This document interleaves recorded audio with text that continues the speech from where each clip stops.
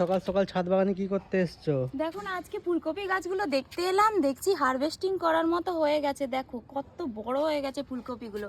তো এবার কিন্তু তুলতে হবে, নালে এই যে কেমন উঁচু উঁচু ফুলের মতো হয়ে যাবে, কিন্তু নষ্ট মতো হয়ে যাবে। আজকে কিন্তু তুলে নিতে হবে। তো চলো তুলি। এই দেখো,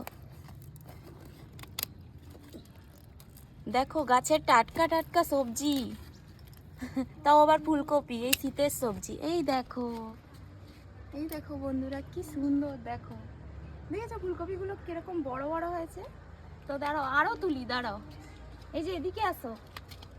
এই যে দেখো, এইটা একটা দেখো, এটা সাইজটা একটু ছোট হয়েছে, কিন্তু যতই ছোট হোক গাছের ফুলকপি তো স্বাদই আলাদা। দেখো কি সুন্দর লাগছে না, দেখো দুটো। এগুলো পুরো অর্গানিক ভাবে করা হয়েছে একদম। হ্যাঁ, এগুলোই কিন্তু কিছু সার টার দেওয়া হয়নি। এই যে দেখো আরেকটা তুলি। এই দেখো,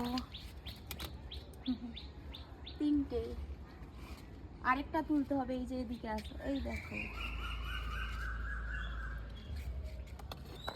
তো আজকে কিন্তু চারটাই তুলবো, তো আরও কিন্তু হয়েছে।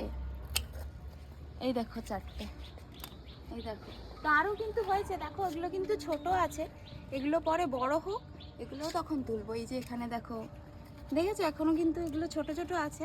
তো এগুলো কাল পরশুর দিকে আবার তুলতে হবে। তো দেখো এগুলো এগুলো ওঠানো হয়ে গেল, এরপরে রঙিন ফুলকপি লাগাবো। হ্যাঁ, এরপরে কিন্তু হলুদ আর আমাদের বেগুনি। ছাদে কিন্তু কালারিং ফুলকপি লাগানো হবে। এই যে দেখো চারটে ফুলকপি। তো কেমন লাগছে জানাবে। তো চলো আজকের মতো টাটা।